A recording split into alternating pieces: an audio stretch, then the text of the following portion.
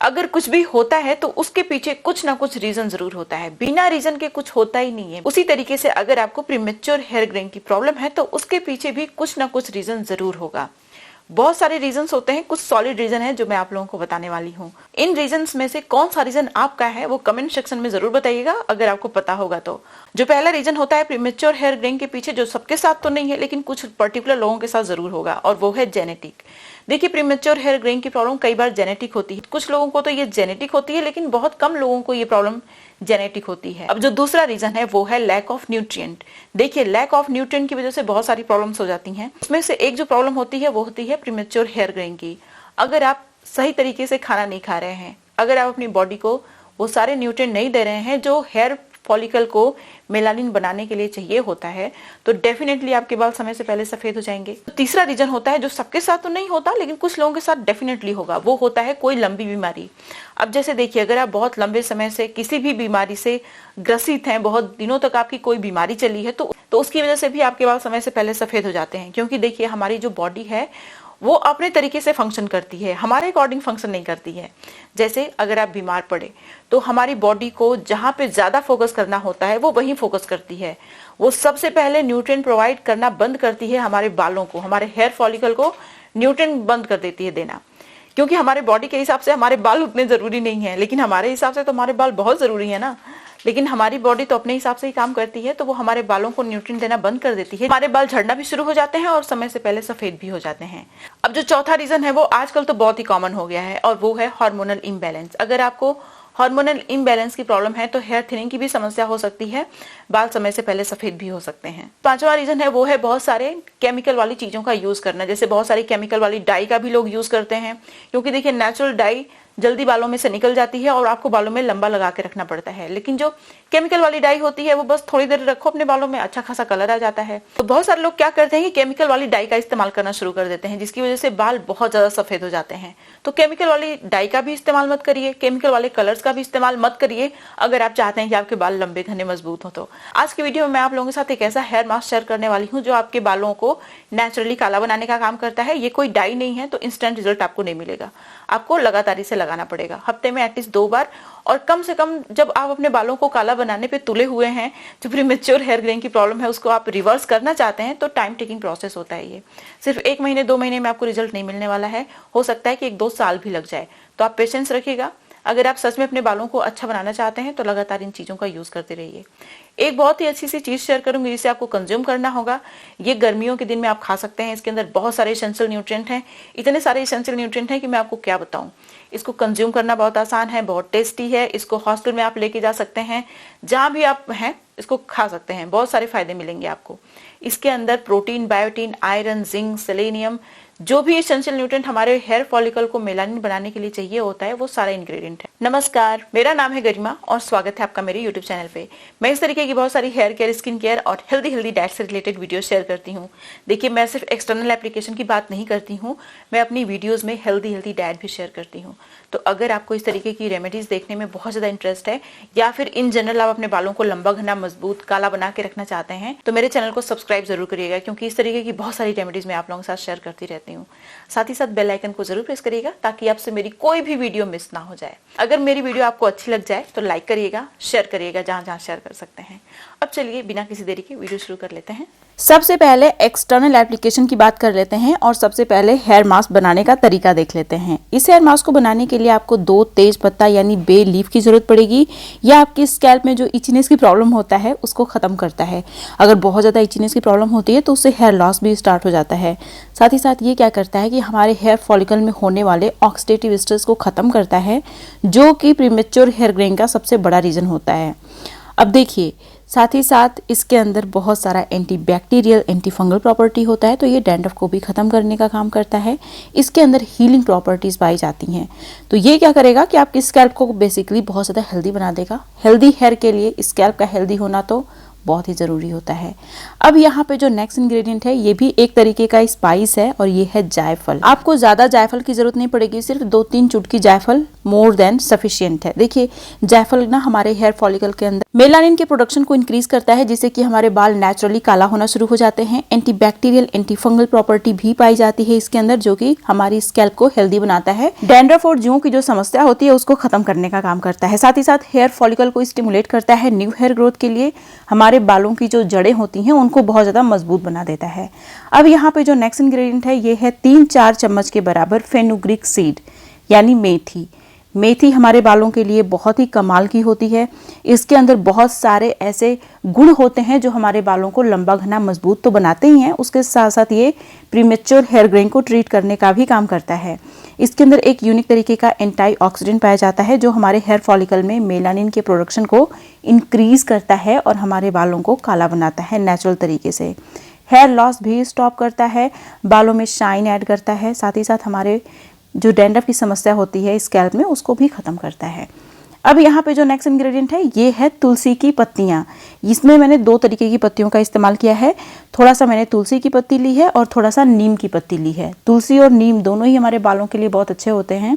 इन दोनों ही लीव्स के अंदर antibacterial, anti fungal, antiseptic property पाई जाती है, जो कि बेसिकली हमारी स्कैल्प को बहुत ज़्यादा हेल्दी बना देते हैं। साथ ही साथ प्रीमेच्योर हेयर ग्रेइंग को ये दोनों ही पत्तियां बहुत ही अच्छे तरीके से ट्रीट करने का काम करती हैं। अब यहाँ जो नेक्स्ट इंग्रेडिएंट है ये है 3-4 चम्मच के बराबर कलौंजी सीड। ये प्रीमेच्योर हेयर ग्रेइंग को ट्रीट करने में, बालों को नेचुरली काला बनाने में मोस्ट पावरफुल होता है। साथ ही साथ ये हमारी स्कैल्प को कंडीशन करता है, बालों को कंडीशन करता है, क्योंकि इसके अंदर बहुत सारे नेचुरल ऑयल्स पाए जाते हैं।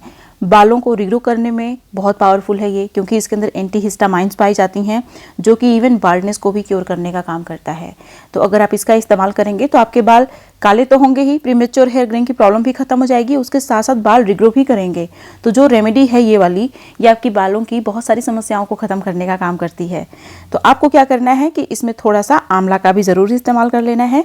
तो मैंने यहाँ पे 2-3 चम्मच के बराबर ड्राई आंवला का इस्तेमाल किया है। आप 2-3 चम्मच आंवला पाउडर का इस्तेमाल कर लीजिएगा अगर आपके पास ड्राई आंवला नहीं है तो। अब इसमें आप पानी डालिए और इसको अच्छे से पकाइए। तब तक पकाइए जब तक ये रिड्यूस होके हाफ से थोड़ा सा ज्यादा नहीं रह जाता। अब देखिए इसको मैंने अच्छे से पका लिया है। अब पूरी तरीके से इसे ठंडा होने दीजिएगा। आंवला मैंने इसलिए यूज किया क्योंकि आंवला हमारे बालों को नेचुरली काला भी बनाता है, साथ ही साथ प्रीमेच्योर हेयर ग्रेइंग को भी ट्रीट करता है, बालों का जो पिगमेंट होता है उसको रिस्टोर कर देता है। जल्दी पिगमेंट लॉस नहीं होता बालों का, जिससे कि हमारे बाल लंबे समय तक यानी बुढ़ापे तक काले रहते हैं। अब देखिए इन सारी चीज़ों को अच्छे से ग्राइंडर में ग्राइंड कर लीजिए, एकदम अच्छा सा पेस्ट बना लीजिए। उसके बाद मसलिन क्लॉथ की हेल्प से इसको अच्छे से स्ट्रेन कर लीजिए, ताकि जो भी रेजिड्यू हैं, छोटे छोटे पार्टिकल्स हैं, वो निकल जाएं, वो आपके बालों में फंसे ना। अब क्या करना है आपको कि सबसे पहले इस पेस्ट को अपने स्कैल्प में लगाना है। बेसिकली इसका काम आपके हेयर फॉलिकल पे ही है। तो सबसे पहले तो आपकी स्कैल्प अच्छे से कवर होनी चाहिए। जो हमारी हेयर लाइन होती है उसको अच्छे से कवर करिएगा। फिर पूरे बालों की लेंथ में भी लगाइए, जिस तरीके से मैं इसे लगा रही हूँ।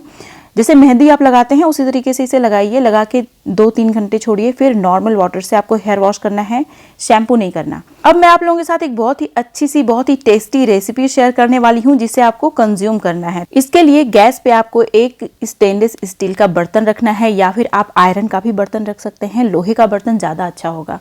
अब आपको लेना है ओट। ओट की क्वांटिटी आप अपने हिसाब से रख लीजिएगा। मैंने यहाँ पे 200 ग्राम्स के करीब इसको इस्तेमाल किया है, क्योंकि मैं थोड़ा सा ज़्यादा ही बना रही हूँ।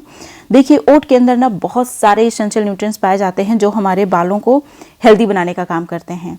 बालों को हेल्दी बनाने के साथ साथ ये हमारे पूरे हेल्थ के लिए बहुत अच्छा होता है। इसके अंदर बहुत सारा प्रोटीन पाया जाता है जो कि हमारे बालों को ज़रूरी होता है। प्रोटीन हमारे डाइट में बहुत इंपॉर्टेंट होता है अगर बालों को ग्रो करना है या फिर बालों को काला बनाना है। तो अच्छे से इसको रोस्ट कर लीजिए। अब हमें क्या करना है, इसको ठंडा करने के लिए एक प्लेट में रख देना है।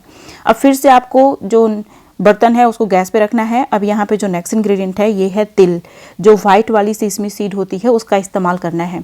देखिए यहाँ पे क्वांटिटी मैंने बताया कि आपको अपने हिसाब से लेना है। कम ज़्यादा कर देंगे तो कोई दिक्कत नहीं हो जाएगी उससे, ठीक है। लेकिन मैं अपनी बात करूँ तो मैंने यहाँ पे 300 ग्राम्स के करीब वाइट सेसमी सीड का इस्तेमाल किया है। इसके अंदर तो इतने सारे एसेंशियल न्यूट्रिएंट होते हैं कि मैं आपको बता भी नहीं सकती। Iron, calcium, copper, protein, thiamine, बहुत सारे एसेंशियल न्यूट्रिएंट होते हैं। जिंक का ये बहुत अच्छा सोर्स होता है। फॉस्फोरस इसके अंदर बहुत ज़्यादा मात्रा में पाया जाता है, जो कि हमारे बालों के लिए बहुत ज़रूरी होता है। ये सारे ही इसेंशियल न्यूट्रिएंट हमारे बालों को मजबूत भी बनाते हैं, जिससे कि हेयर लॉस नहीं होता, बाल लंबे घने होते हैं, काले भी होते हैं हमारे बाल इसका इस्तेमाल करने से। इसको भी अच्छे से भून लीजिएगा। उसके बाद इसको भी एक प्लेट में निकालिए, ठंडा होने के लिए छोड़ दीजिए। नेक्स्ट इंग्रेडिएंट है मूंगफली, पीनट। पीनट हमारे हेल्थ के लिए बहुत ही अच्छा होता है। ये सारे ही इंग्रेडिएंट जो मैं यहाँ पे यूज़ कर रही हूँ ईजिली अवेलेबल होते हैं, तो आप इन सारे इंग्रेडिएंट का इस्तेमाल करिएगा। देखिए हमारी डाइट ना बहुत ज़रूरी होती है, मतलब हमारी डाइट का हेल्दी होना बहुत ज़रूरी होता है।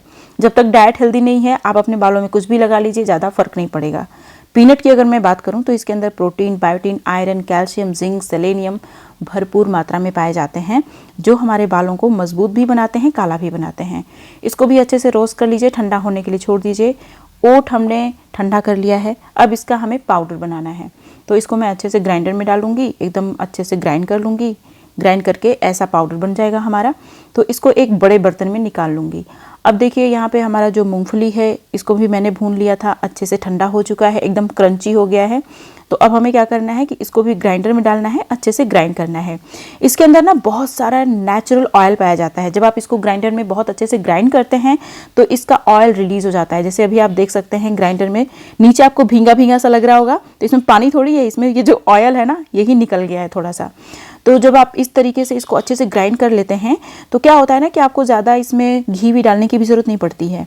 अब देखिए तिल भी हमारा अच्छे से ठंडा हो चुका है। तिल को भी अगर आप बहुत अच्छे से ग्राइंड करेंगे तो इसका भी जो ऑयल होगा वो रिलीज हो जाएगा, तो आपको ज़्यादा मात्रा में घी का इस्तेमाल नहीं करना पड़ेगा। तो इसको भी मैं अच्छे से ग्राइंड कर लूँगी। सारी चीज़ों को अच्छे से ग्राइंड कर लेना है। एक इंग्रेडिएंट और है जिसका इस्तेमाल करने से इसकी जो तासीर है वो बैलेंस हो जाती है, और ये है कोकोनट। कोकोनट का इस्तेमाल बेसिकली हर लड्डू में करते ही हैं, इसीलिए क्योंकि ये जो उसकी तासीर होती है उसको बैलेंस कर देता है। अगर मैं कोकोनट की बात करूं तो इसके अंदर भी बहुत सारे एसेंशियल न्यूट्रिएंट पाए जाते हैं। इसके अंदर स्पेशली फाइबर बहुत ज़्यादा होता है जो हमारे गट हेल्थ को इम्प्रूव करता है। प्रोटीन का ये बहुत अच्छा सोर्स होता है। आयरन भी इसके अंदर पाया जाता है।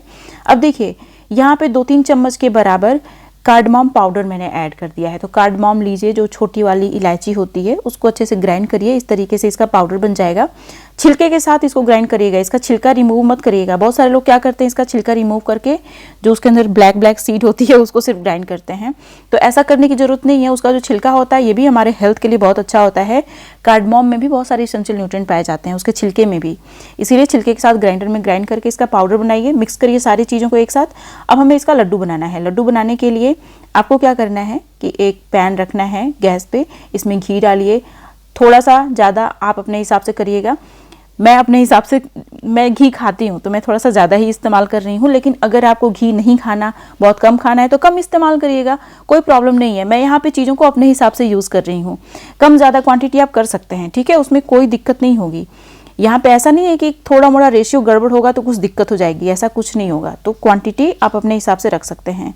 अब यहाँ पे मैंने गुड़ लिया है। बहुत सारे लोग बोलेंगे कि गर्मी में तो गुड़ बहुत गर्म करता है, तो यहाँ पे आप मिश्री का पाउडर इस्तेमाल कर सकते हैं, खाड़ इस्तेमाल कर सकते हैं, चीनी का इस्तेमाल कर सकते हैं। लेकिन मैं यहाँ पे गुड़ का इस्तेमाल कर रही हूँ, क्योंकि थोड़ा मोड़ा गुड़ अगर गर्मी में मैं खाती हूँ तो मुझे कोई दिक्कत नहीं होती है। तो मैं पर्सनली अपने लिए गुड़ का ही इस्तेमाल कर रही हूँ, लेकिन आप चाहें तो चीनी का भी इस्तेमाल कर सकते हैं, खाड़ का भी इस्तेमाल कर सकते हैं, मिश्री का भी इस्तेमाल कर सकते हैं, कोई दिक्कत नहीं है, ठीक है। लेकिन मुझे गुड़ थोड़ा मोड़ा मैं खाती हूँ, कोई दिक्कत नहीं होती है, क्योंकि देखिए एक लड्डू में बहुत थोड़ा सा ही गुड़ होगा और वो नुकसान नहीं करता है। थोड़ा मोड़ा गुड़ तो आप खा भी सकते हो गर्मी में, कोई दिक्कत नहीं है। हाँ, ज़्यादा खाओगे तब दिक्कत होगी, लेकिन एक लड्डू में आप बताओ कितना गुड़ आ जाएगा, ज़्यादा गुड़ नहीं आएगा। मैंने थोड़ा सा पानी भी ऐड किया 2 चम्मच के बराबर, फिर इसको अच्छे से पका लिया। अब जो चीज़ें मैंने मिक्सचर रखा हुआ था सारी चीज़ों का, जो तिल था, ओट था, पीनट था, उन सारी चीज़ों का, तो ये वो पाउडर मैंने मिक्स कर लिया। अब देखिए इसका अच्छे से लड्डू बना लेना है, और बहुत बड़ा बड़ा लड्डू मत बनाइएगा, छोटा छोटा लड्डू बनाइएगा, क्योंकि गर्मी का दिन है तो बहुत बड़ा बड़ा लड्डू अच्छा नहीं होगा। थोड़ा छोटा छोटा लड्डू, जैसे देख रहे हैं आप मैं छोटा छोटा लड्डू बना रही हूँ, तो इसी तरीके से बना लीजिए और बना के इसको स्टोर कर सकते हैं आप। अगर गर्मी का दिन है, बहुत गर्मी पड़ रही है आपके यहाँ, तो इसको आप फ्रिज के अंदर स्टोर करके रख लीजिए। इसको आप खा सकते हैं पूरे 1 महीने तक, ये चलेगा, ख़राब नहीं होगा। फ्रिज के अंदर बाहर रख रहे हैं तो 20 दिन तक ख़राब नहीं होगा ये। देखिए, एक लड्डू डेली ब्रेकफास्ट के टाइम आप खाइए, आपको बहुत सारे फायदे मिलेंगे। आपके बाल काले भी रहेंगे, झड़ेंगे भी नहीं। मैंने अपने YouTube चैनल पे हेयर वॉश करने का कुछ बहुत इंपॉर्टेंट सा स्टेप शेयर किया है। अगर आप इसी तरीके से हेयर वॉश करते हैं तो आपका हेयर लॉस भी कम होगा और साथ ही साथ आपके बाल लंबे घने मजबूत होंगे। अगर आपने इस वीडियो को नहीं देखा है तो जरूर देखिएगा, यहाँ पे क्लिक करके आप इस वीडियो को देख सकते हैं। अब मिलते हैं नेक्स्ट वीडियो में, तब तक के लिए नमस्कार।